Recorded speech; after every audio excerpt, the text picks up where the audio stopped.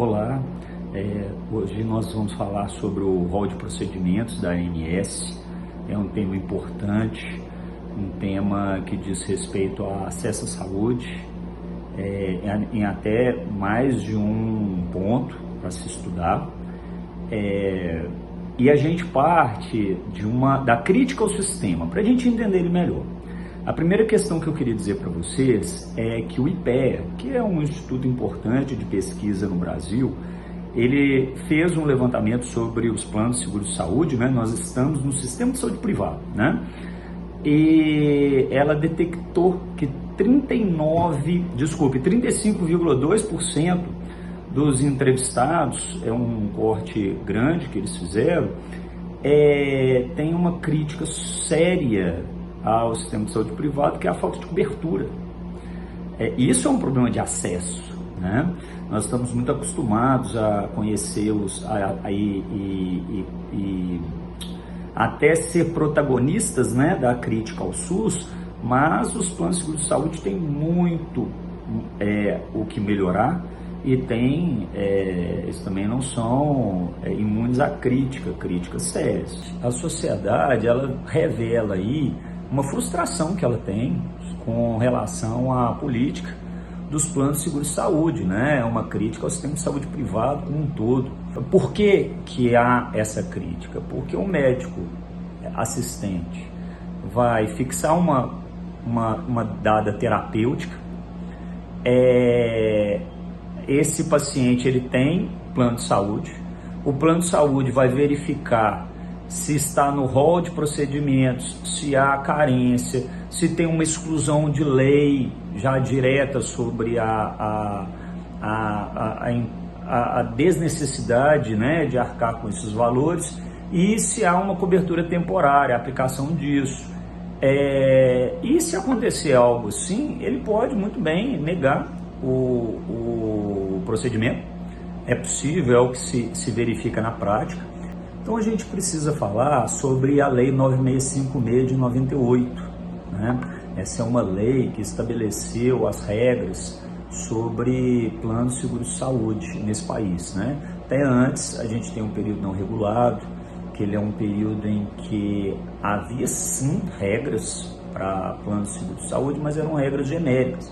Valia para o plano de saúde, valia para alocação de automóvel, valia para qualquer tipo de prestação de serviços, né? E a gente sabe que a saúde, ela exige uma especialização, né? Ela é sui generis, ela não é igual a nada, ela não se assemelha a nada, então a gente levar ela para os moldes de outro espaço, né? Na política econômica, a gente erra muito, né? Então a gente precisa pensá-la de outras formas. Muito bem, essa lei, a 9656, ela estabeleceu algumas coisas básicas, ela já deu o pontapé inicial para a criação da Agência Nacional de Saúde Suplementar, que é quem regula, é quem fiscaliza os planos de seguro de saúde. Vamos dizer o seguinte, é como se fosse o CRM do médico. Então, o que significa essa questão de que a ANS vai fixar a amplitude da cobertura? Significa que a ANS vai fazer o rol de procedimentos para planos de seguro de saúde. Vale dizer, ela vai estabelecer uma catalogação de um número mínimo de procedimentos que os planos de saúde não se podem negar. Ou seja, eles não podem dizer que não cobririam procedimentos descritos nesse rol, né? Que é um catálogo mesmo. E aí é o seguinte, para a ANS dizer o que fica catalogado ou não dentro do rol de procedimentos, a lei exige dela algumas questões interessantes. De fato, assim, ela é bem exigente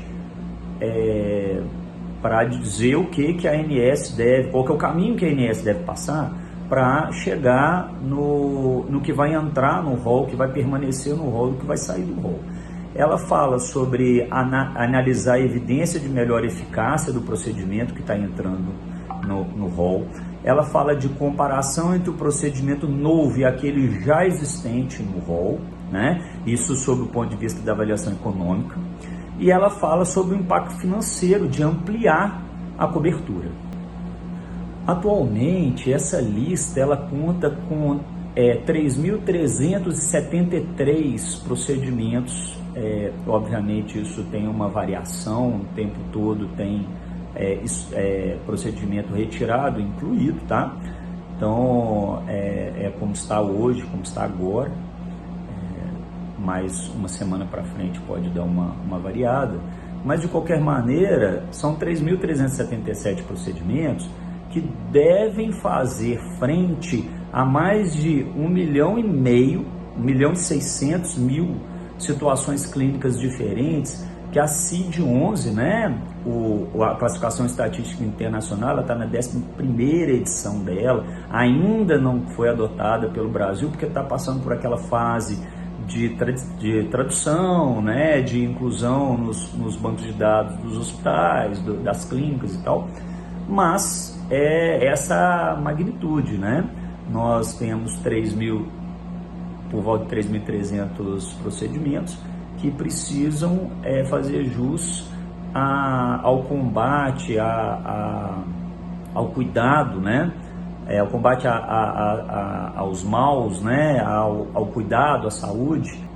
Então fica claro que, uma vez catalogado um procedimento, o plano de seguro de saúde não pode negar a cobertura, ou seja, custear aquele procedimento que foi definido por um médico assistente. Agora, e se o médico assistente define uma dada terapêutica que não está no rol de procedimentos da ANS? Como que fica? Essa que é a grande questão. Em termos de gestão, fica muito evidente o problema que nós temos. Nós temos uma questão que diz respeito às decisões clínicas tomadas por um médico no âmbito daquela relação médico-paciente, né? E que essa definição do que será feito com esse paciente, ele gera um custo, e esse custo vai para outra ponta, né? Ele vai para a administração dos recursos que são escassos por natureza. Ou seja, quando o médico assistente que está tratando do seu paciente, ele define a conduta, ele estabelece qual que é o tratamento, estabelece os procedimentos, e tudo isso pode muito bem ficar às expensas do plano de saúde, é o papel dela, né? Mas é sempre interessante perceber que a maioria dos gastos em saúde são definidos pela ponta, ou seja, um médico assistente que ele, pelo menos em estudos internacionais, ele tem ficado por conta de mais de 70%, ele define mais de 70% dos gastos em saúde. Muito interessante, né? Historicamente, nesse país, a discussão, ou seja, nós estamos falando historicamente porque desde o final da década de 90, né, nós temos aí um pouco mais de 20 anos discutindo a matéria, e a discussão é polarizada. Ela vai falar, tem pessoas que vão falar que o rol seria taxativo, significa que ele estabelece um mínimo, os planos de saúde não podem negar cobrir, né, esse mínimo, ou se ele é exemplificativo, significa que a ANS já estabeleceu aqueles procedimentos que são mais adequados para o trato em sociedade, né? Eles envolvem procedimentos que são mais fáceis de chegar em todos, são menos custosos, né? Mas que ao médico assistente caberia indicar eventualmente algum procedimento que não estivesse ali, e isso seria sim custeado pelos planos de saúde. São as duas teses, né?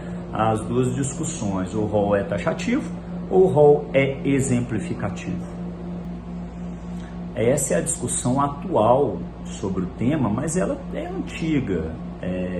Por vezes o rol taxativo prevaleceu, por vezes o rol exemplificativo prevaleceu. Hoje nós temos o seguinte impasse: nós temos uma reforma da Lei 9.656, feita no final de 2022, que determinou que o rol seria exemplificativo. E fez uma questão muito interessante, porque ela, ao manter a exigência, e uma exigência séria, para que a ANS colocasse ou retirasse um dado procedimento do rol dela, essa mesma, vamos dizer assim, essa mesma régua, esse mesmo nível de exigência não foi feita pelo menos dentro da lei, para o médico assistente. O médico assistente, se ele oferecer um procedimento, sugerir um procedimento que não esteja no rol de procedimentos da ANS, e segundo a lei, bastaria comprovar evidência de eficácia do tratamento que ele está sugerindo, ou que aquele procedimento já tenha sido recomendado pelo CONITEC. A questão agora começa a ficar interessante. Veja bem, temos exemplificativos. A cirurgia aberta, né, que ela é mais invasiva, mas ela tem o seu lugar, né?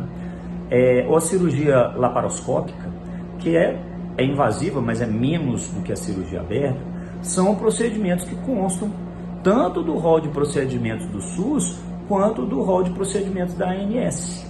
O que não consta lá é, por exemplo, a cirurgia robótica, que segundo institutos ligados a essa atividade, ele custa de 15 a 20 mil. Né? Há uma variação disso, mas é um procedimento muito mais caro do que os outros, cuja tecnologia já foi vencida há muitos anos, e o preço, né, já é muito mais fácil de gerir, né, em termos do oferecimento desses procedimentos para a sociedade. Então, poderia o médico assistente, já que a lei fala que o rol de procedimentos é exemplificativo, indicar a cirurgia robótica? Ele pode fazer isso? Todos os médicos podem fazer isso? Essa é uma questão que eu sempre destaco. A gestão, ela não pode ser feita com a ideia de que os fins justificam os meios, ou seja, eu preciso chegar do ponto A ao ponto B e eu posso escolher estrategicamente a melhor forma de chegar lá, simplesmente pela vontade de chegar lá. A gestão, ela precisa ser moldada do ponto de vista da ética e da bioética. Nós estamos na saúde, pensar diferente é mesmo assustador. Então, o nosso modelo de gestão, ela sempre vai passar pela ideia de boa prática médica, de ética, de bioética. A gente sempre vai trazer esses elementos para cá, que eles são elementos informadores da boa conduta, né? Então, basicamente, a gente pode trazer aí 4 questões sobre a decisão do médico que estão fora da lei, ou seja, não estão na Lei 9656, mas estão nos estatutos próprios da medicina. Então, cabe ao médico indicar o tratamento adequado, né? Esse é um primeiro ponto, ou seja, meios cientificamente reconhecidos, meios disponíveis, verificando o melhor resultado e respeitando a legislação vigente. Então, falar de bioética, a gente leva ao médico esse desafio na hora dele fixar qual que é a terapêutica que ele entende melhor. Ele entende melhor, mas ele precisa verificar as dificuldades práticas sobre a alocação de recursos, o racionamento necessário, né? Não tem recurso para todo mundo. E a fixação das prioridades, tudo isso precisa ser passado, precisa ser avaliado pelo médico na hora dele tomar a decisão. Então essa disponibilidade, ela vai cair na ideia de que a distribuição de recursos é importante, que os recursos são escassos por natureza, de modo que só a avaliação micro da ideia do médico e o paciente não é suficiente hoje para o médico tomar uma decisão importante como essa, né, do exemplo que nós demos da existência, né, do convívio de 3 procedimentos, 2 já disponíveis, né, no rol de procedimentos, e um novo, caro, e que possivelmente não seja o adequado na visão da distribuição dos recursos em termos populacionais. Para corroborar com isso, o Código de Ética Médica, ele fala, é princípio fundamental do Código de Ética Médica, que a medicina é colocada a serviço do ser humano, mas a serviço da coletividade, ela é expresso nisso. Seria muito infantil da nossa parte achar que podemos dividir recurso com base nas questões episódicas, né, que existem e que são sérias, né, merecem toda a nossa atenção, todo o nosso cuidado, a relação médico-paciente, mas só pensar nessa relação não deu certo, não vai dar certo. Nós precisamos pensar do ponto de vista maior, o que é possível entregar para todos. Ficou claro? Uma conclusão importante precisa ser feita aqui antes da gente terminar. Nós temos uma lei que fala, uma lei reformada, que ela fala que o rol de procedimentos ele é exemplificativo, né? Nós entendemos que o médico assistente ele pode sim prescrever algo que não está lá, mas ele precisa comprovar que aquele meio, aquele procedimento que ele está descrevendo, que ele está recomendando, é eficaz, tem evidência de eficácia, né? O Conitec já disse o mesmo, e ele precisa tomar essa decisão com base nos parâmetros da bioética, né? Ele precisa entender que há um princípio maior aí, que é o princípio da justiça. A bioética tem autonomia, beneficência, não maleficência e justiça. E esse princípio da justiça, ele talvez seja o mais desafiador de compreensão e de aplicação, porque ele vai pensar a bioética do ponto de vista maior, populacional ou de um grupo maior, né?